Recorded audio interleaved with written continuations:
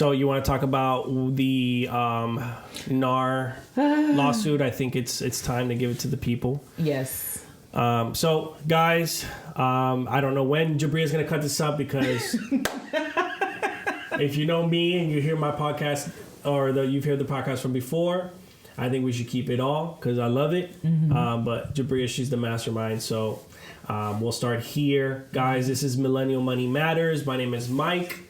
I'm with Highlands Residential Mortgage. I am the team lead for the Mike Molina team and MLS 1857587. I almost forgot it for a second. It's been a long day. But this is my co-host. Yes. It is your girl, Nichollette White, luxury local South Florida Realtor here.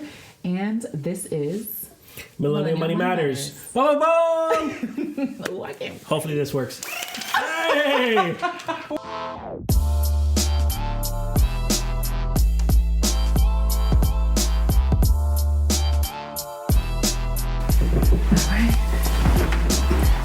Showtime! It's showtime!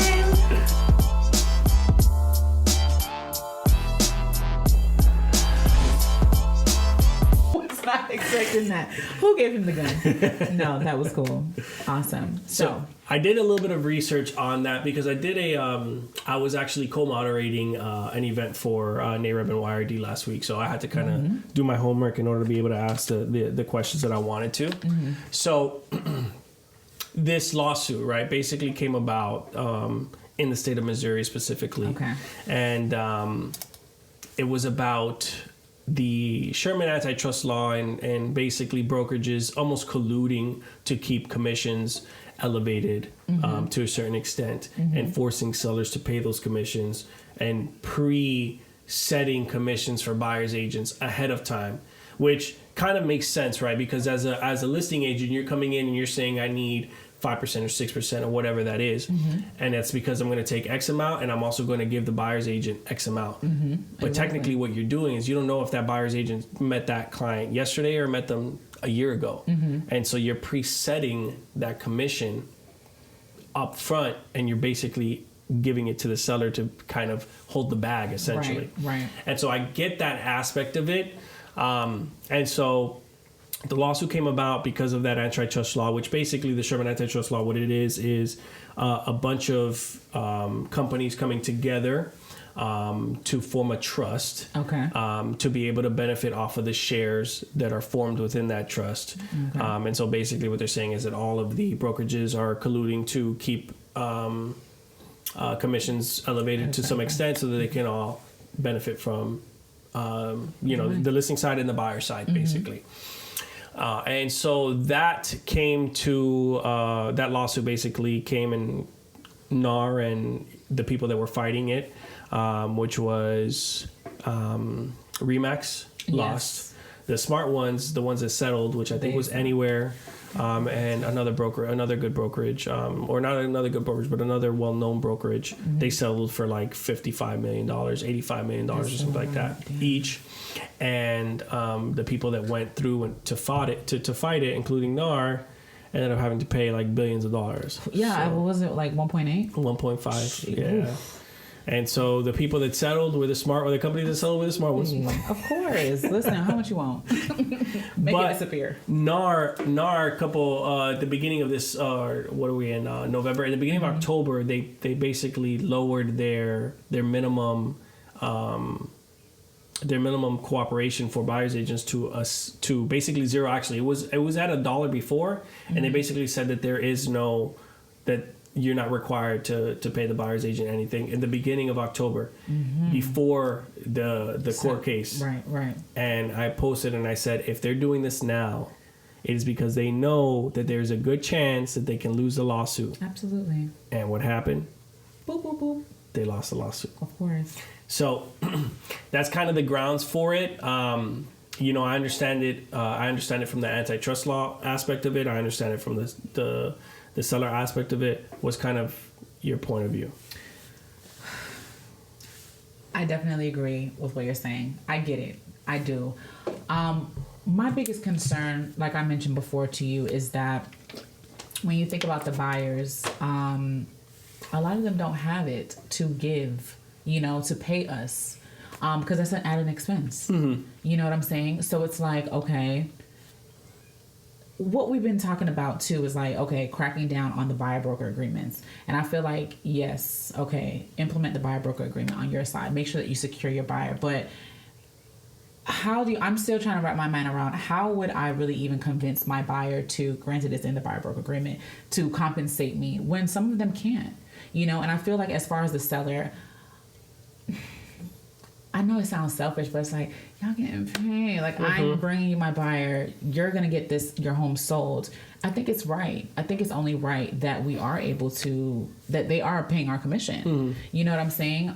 Because not all buyers will be able to afford an agent to really represent them the way that we could and should, So my biggest thing is I don't really fear it because I feel like it's not going to really change much. Although it's not an obligation, I feel like most listing agents are going to still offer that commission because it makes the most sense. Even doing our business, a lot of buyers are not going to be able to represent themselves. They don't understand our contracts, and then when you think about as far as, well, you're going to rely on the listing agent to do it for you, to negotiate properly on your behalf. No, like, you'll be crazy to do that. So I don't really fear that.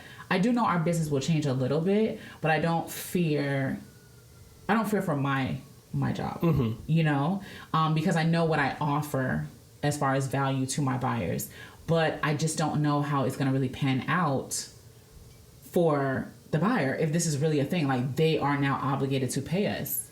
You know what I'm saying? So couple things, right? So you mentioned the listing agent still would make the seller sign that agreement for the buyers. And this will take a couple years, but if the DOJ really goes through and pushes through all the way to the end here, the seller will no longer be required to sign that, right? So it would only be based off of the listing agent's commission. Now, okay, if you're the buyer's agent and you come with the buyer, then it's your job to negotiate exactly with the seller and the listing agent to say, hey, I brought you the buyer. This is the commission that I want for this. Similar to like a for sale by owner. Basically, exactly. And so that would be the purpose of it, where it sounds like the deal. And I know this because as soon as they won the lawsuit, as soon as they did that, they already started to file court cases against a bunch of other companies. Ooh. Yes. I don't remember off the top of my head, but White Cart was one of them. I think Keller Williams was one of them. I'm pretty sure. I think Colwell. So Colwell as well. I think they settled. Yeah. Maybe, but they basically, as soon as they knew that they won, boom, they opened up a court case against or lawsuit against a bunch of other brokerages. And so it may take them a couple years before they can actually get this into fruition. But let's say down the line that happens, right? Now it's up to the buyer's agent to be able to negotiate that for the buyer. And I thought a lot about this because when I had originally done the moderating for YRD and NAREB, there were some good points that were made, talking about, we have to kind of elevate and speak to our buyers about how they're able to continue to save more money and what they need to do and things like that, which it's November. We're going to talk about financial wellness and things like that. So it is kind of good and in line as well with our theme for this month. But I don't think that is the way to be able to win, right?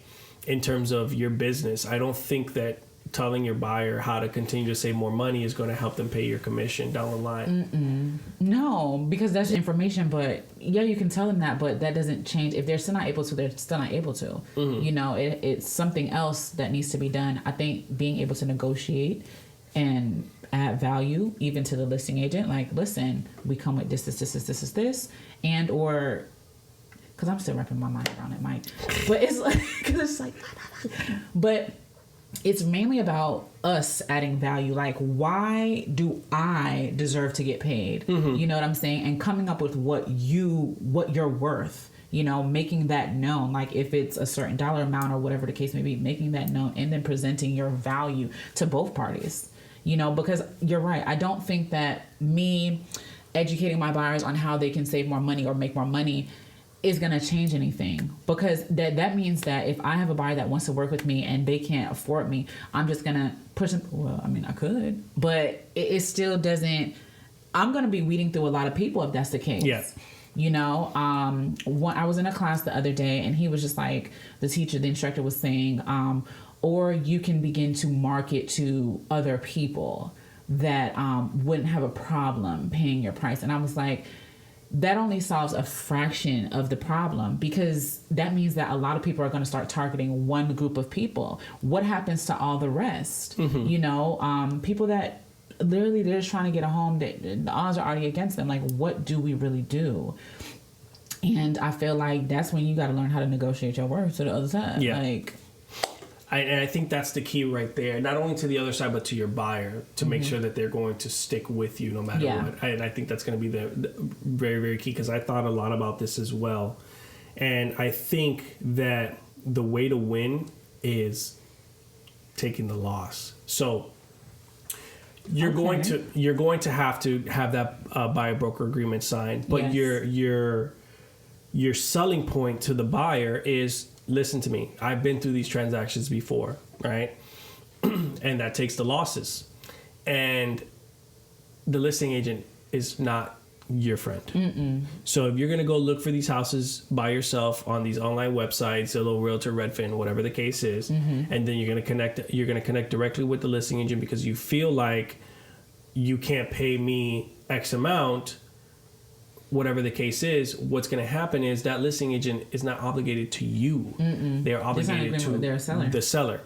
And so if you connect with them, absolutely, they're going to take your offer. They're going to take your price point. They're going to tell you it's $10,000 over. They're going to give you their own inspector, and they're going to give you their own lender that's going to give you an increased interest rate that they're probably getting a kickback on, which is illegal, but they're not telling you that. Right. And so now you're talking to the buyer, and the buyer's like, holy shit. Yes.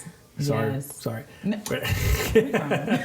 Right? And the buyer's like, oh my God. So if I can't guarantee Nikki's $10,000 on this deal, $15,000 on this deal, I may end up losing $20, $30, $40, $50, $60,000. Yes. Because if I'm a real estate agent, my argument is I've been through inspections and I've seen sellers try to hide things, right? Yes. And if you're being gifted the inspector from the listing agent, you don't know if that inspector has your best interest in mind either, because that listing agent is feeding this person deals left and right.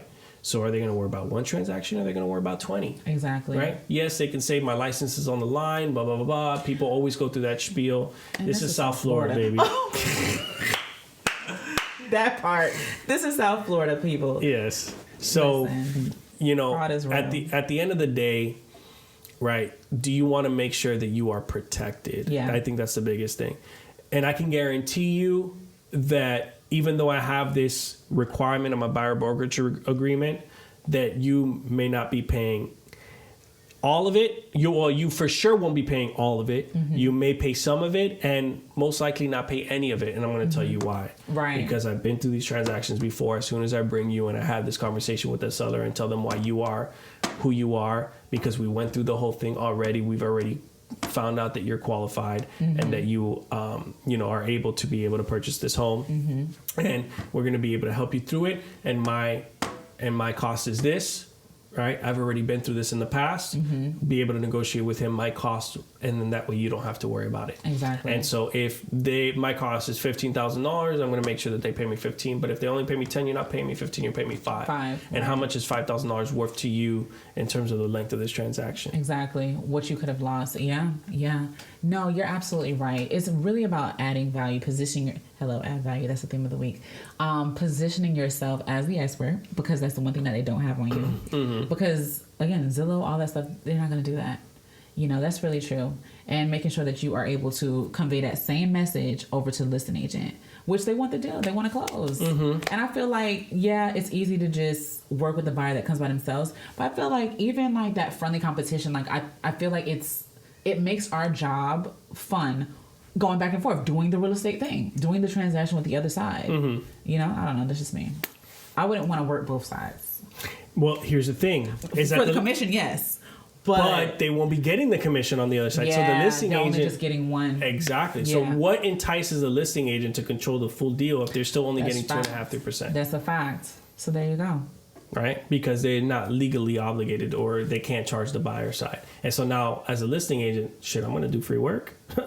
No. Right? So look at it from both sides. And I think another thing, too, just looking at it from the real estate agent side, what this can do on the plus side, minus the buyer and the listing and stuff like that, is it can break up NAR to where you're not obligated to pay thousands of dollars a year to be part of this, because at that point, once there is no guarantee that your commission is secure, because that's what NAR kind of provides to their real estate agents, right? Or to realtors, as they call it, as soon as you start paying your dues.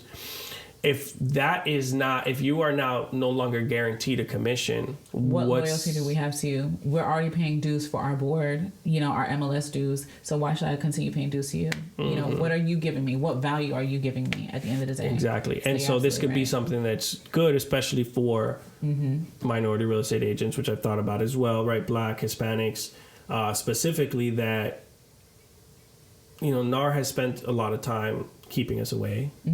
And now they don't have the MLS hanging over us because it's worthless. And so now I don't need to pay these dues, and now I can work on my own. And right, the buyer can look for the properties on these online websites and stuff like that. And my job is to basically go show them, give them the pros, the cons, connect them, and manage the real estate transaction. Me, as a loan officer, I've always told people that don't want to use a real estate agent. I said, look, your real estate agent is not... They're not going to be the ones properties. They're not here to send you the properties. You're probably going to find them on their own anyways. That's exactly what I tell them. I'm like, they're gonna set you up. You're gonna tell them I want a 4.3 at this in this area, blah blah blah, and then you're gonna be looking at Zillow, and you're gonna be looking at a completely different area that they didn't put you in just because you like the specific property, and then you see it and you want to go look at it, and that's the one you go under contract with. Their job is not to show you or to send you properties through your email. No. Their job is to make sure that they manage the transaction. They have your best interest in mind. Absolutely. Even implementing the buyer brokerage agreement, that has something that I learned 2 years ago. I learned from Kiana Watson. She was like, she does not go out and show homes or do any of that stuff unless somebody signs that agreement, because you don't want to waste your time. And so I even added that a part of my buyer questionnaire. Hey, at the end, are you willing to sign this buyer brokerage agreement? If you are not willing, we're not working together, because I don't want to waste my time. I want you to feel comfortable that you're making the correct choice. I want you to feel comfortable during our consultation. You're able to ask me all the questions that you need, even after the consultation. But in order for me to show you homes, send you to my lender, do any of those things, I need to know that I'm who you want to work with and under these terms. And I've never had an issue having someone sign it. In the past, and it hasn't been recently, but in the past for me, I've heard that people don't, or real estate agents don't want to have, or don't force their buyers to have that buyer brokerage agreement signed because they don't want to lose, quote unquote, lose a buyer. But I think that's just because of inexperience or... Absolutely. Because why would you fear that? If you are doing everything that you're supposed to do for your buyer, you sign a listing agreement. It's the same thing. It's the same thing. If you're adding value, if you're showing them homes, if you're connecting them with lenders and these people that you work with, why would you fear that they're going to leave you? That means there's something that you're not providing. If they leave you, it's because you have not added value. That's why a consultation is important. I don't think people think about the process.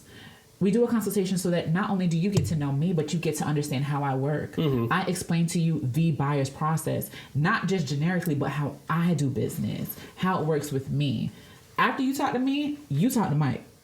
Period. And I even tell them how you do business. So if you, between that conversation, if you don't feel like I'm your pick of the litter, then you can move forward. But before I get into my car, before I send you homes, before I commit to you, you have to commit to me. It's a team effort. It becomes a we. It's not just you and I. It's we are shopping now. And I think that realtors really have to understand their value proposition, because that's what's going to change our business. Yeah. You want more clientele, you have to prove that you are the person that they should be working with, without a doubt, and then you secure it. You're not going to post a listing, you're not going to market a listing without the listing agreement. It's the same thing. Why do we feel like we can... What? No. And it's out of respect. I think buyers will also respect you, knowing that you respect your time, your business. I even started adding office hours to my emails now. Because I'm like, okay, this is when I'm open. Because I was struggling with it. I experienced burnout. I experienced feeling obligated to my clients 24/7. I put my phone on Do Not Disturb too, because it's also a boundary thing, And so I need you to respect me, respect the business and how I do my business. If you don't want to work with me, then according to when this agreement ends, you can go, or we can cancel it. Yeah. That's fine. Because I fired clients. I'm sure some fired me too. You know, but yeah, so. No, I agree. I think you hit it spot on. And it's just making sure that you continue to have that value proposition. A lot of buyer's agents are scared because they don't have any value proposition. Go to classes then. Learn about your business. It's not just about posting nice homes. It's about understanding how you can add value. I literally was in the real estate negotiation class. It was a 2-day course. Brushing up on my skills, something I took way in the beginning, but I was like, okay, Nick, just because I took it 4 years ago, I need to take it again because there might be things that I need to implement. Our business has changed completely since COVID. Learn. If you feel like you don't have value, add value to yourself. If you're not selling, you should be learning. If you're not learning, you should be selling. Period. Join the meetings. Learn about the market. You don't know shit about what's going on in the market as far as interest rates. Join these meetings.